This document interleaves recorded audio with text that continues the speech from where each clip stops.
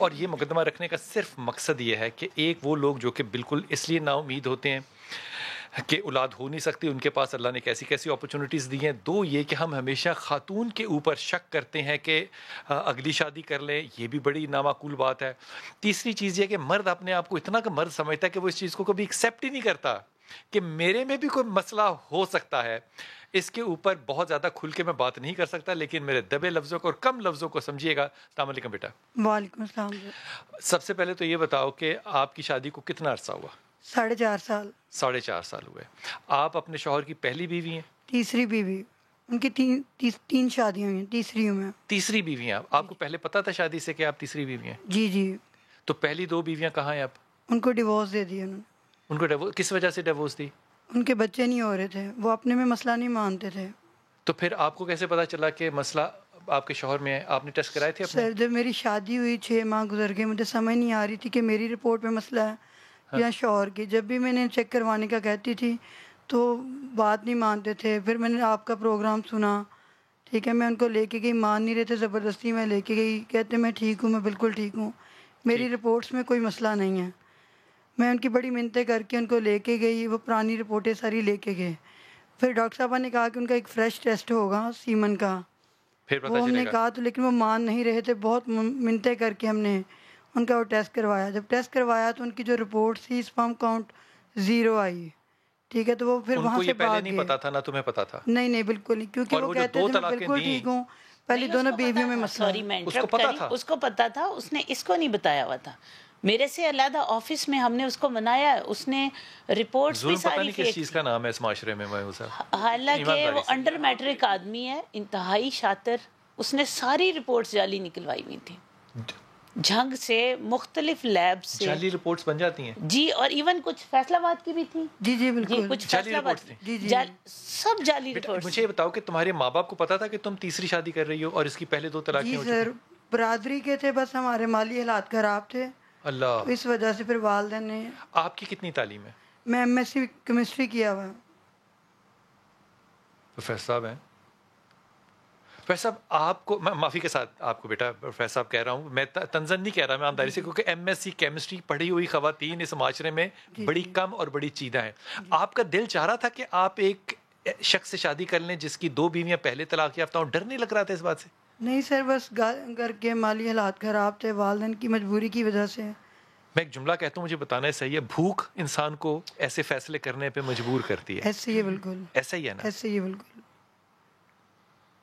اس پہ وقفہ لینا چاہیے، ویسے بھی لے نہیں سکتا. یہ بتاؤ کہ کتنا عرصہ لگا میاں کو کنونس کرتے ہوئے کہ چلیں؟ پھر سر جیسے ان کی اسپرم کاؤنٹ 0 آئی، وہ ہاسپٹل سے بھاگ گئے. جی جی. 1 سال تو انہوں نے ٹریٹمنٹ نہیں کروایا. انہی دوران ان کی ایک دوست سے ملاقات ہوئی، انہوں نے بھی بتایا کہ یہ ٹریٹمنٹ ہو رہا ہے، میرے بھی بچے ہوئے ہیں، کوئی مسئلہ نہیں.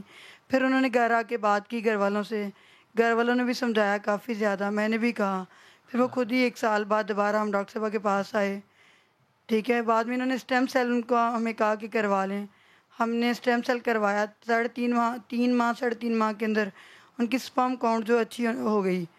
جی جی. ان کی ایج کافی زیادہ تھی تو ڈاکٹر صاحبہ نے کہا کہ آپ لوگ IVF کروا لیں. یار بچی کی لینگویج کتنی صاف اور ٹرمینالوجی کتنی کریکٹ ہے. جی بیٹا، اچھی بات. پھر ہم نے IVF کروایا، اس کے بعد میں نے ماشاءاللہ کنسیو کر لیا. میرا 4 منتھ تھا. ماشاء اللہ تعالی لا الہ الا انت سبحانک انی کنت من الظالمین. کیا بات ہے، کیا بات ہے. اللہ تمہیں زندگی والی صالح اولاد عطا فرمائے، آمین.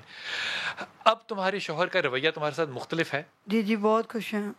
خوش ہیں؟ جی جی. اچھا یہ بتاؤ کہ اتنی تعلیم یافتہ ہونے کے بعد اس سارے جھنجٹ میں تمہیں سب سے زیادہ دقت یا سب سے زیادہ انسلٹ کوئی فیل ہوئی کسی چیز کی؟ نہیں سر، ظاہری بات ہے والدین نے کیا ہے تو بس اسی کو اللہ کی حکمت سمجھ کے. نہیں ایسا کچھ بھی نہیں. یار یہ بھی اس ملک کی بیٹیاں ہیں کہ نہیں؟ بے شک ایسی بیٹیوں پہ فخر. اور پھر اللہ نے وہ مراد بھی تو عطا کر دی نا. اگر والدین کا فیصلہ تھا تو بہانہ کوئی بھی بنا، اللہ نے مراد. اچھا یہ بات جو آپ نے کہنی ہے نا، آپ تو کہہ سکتے ہیں نا کیونکہ آپ عالم ہیں، آپ مفتی ہیں. جب میں یہ بات کہوں گا تو میں یہ معافی مانگ کے ان خواتین سے کہوں گا جو 8 مارچ والی ہیں کہ اللہ کا واسطہ، جب یہ خاتون یہ کو کم پڑھی لکھی نہیں ہے، یہ MSc کیمسٹری ہے جو کہ شاید 0.5% لوگ خواتین میں سے ایسے ہوں جو کہ نہیں ہوں گے.